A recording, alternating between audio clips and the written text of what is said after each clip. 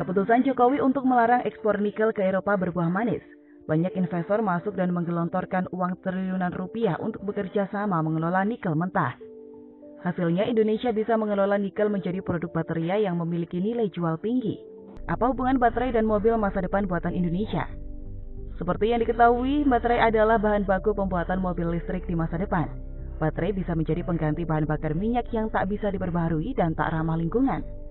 Kalau hari ini dunia dihadapkan pada tantangan era digital dan teknologi informasi, di era mendatang tantangan dunia adalah menciptakan formula energi baru. Energi yang diolah dari alam seperti sel surya, angin, lautan, dan sebagainya memiliki keterbatasan karena bergantung pada musim, cuaca, dan sebagainya. Beda halnya dengan baterai yang bisa menyimpan energi dan mengkonversinya sewaktu-waktu jika digunakan. Untuk itu, seluruh negara di dunia sedang mempersiapkan energi alternatif ini. Berbicara soal kesiapan Indonesia, keputusan Jokowi untuk mengolah nikel dalam negeri sangat tepat sekali. Hal ini juga disambut oleh Menteri Erick Thohir dengan melakukan holding BUMN termasuk Pertamina untuk membuat mobil listrik. Baterai kendaraan listrik siap untuk diproduksi di Indonesia. Sudah ada beberapa komitmen investasi yang diterima Kementerian Perindustrian.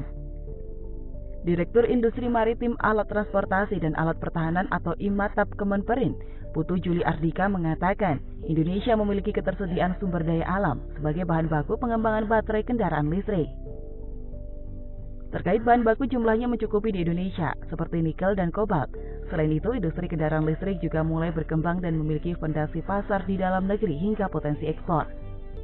Soal komitmen investasi, seperti pada sektor refinery, bahan baku baterai kendaraan listrik, ada PT QMB New Energy Minerals telah berinvestasi sebesar 700 juta US dollar di Morowali, Sulawesi Tengah. Lalu PT Halmahera Persada Legend berkomitmen guyur 14,8 triliun rupiah di Halmahera, Maluku Utara. Terkait dengan produksi baterai sel lithium ion, ada investasi sebesar 207,5 miliar rupiah yang digelontorkan PT International Chemical Industry. Perusahaan ini akan memproduksi sebanyak 25 juta buah baterai sel lithium ion yang setara dengan 256 MWh per tahun. Tim juga dibentuk buat mendorong dan mengakselerasi keterlibatan industri dalam negeri agar bisa mengembangkan baterai kendaraan listrik. Terdiri dari BUMN di sektor tambang dan energi seperti Mind.id, PT Antam, PT PLN, dan PT Pertamina. Saat ini Kemenperin terus menjalin koordinasi dengan sejumlah pemangku kepentingan, salah satunya dengan Kementerian Lingkungan Hidup dan Kehutanan atau KLHK, terkait pengembangan baterai kendaraan listrik.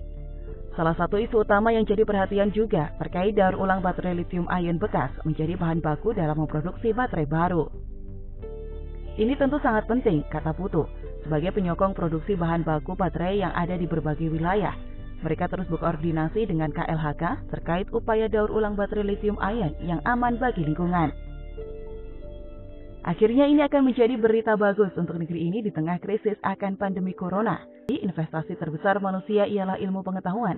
Percuma saja memiliki sumber daya alam melimpah kalau tak bisa mengolah sendiri. Ini makanya negara-negara Eropa tak pernah ragu menggelontorkan puluhan triliunan untuk beasiswa. Karena mereka yakin para ilmuwan itu yang akan berkontribusi terhadap kemajuan dunia. Saya harap pemerintah kita lebih masif lagi mendukung program-program sekolah lanjutan hingga tingkat profesor. Negara ini bisa dibilang terlambat dalam mengolah kekayaan alamnya sendiri. Untungnya periode kedua Jokowi sudah berjalan ke arah yang benar. Dengan memproduksi mobil listrik kelas internasional, Indonesia bisa menggeser dominasi Jepang dan Korea suatu saat nanti.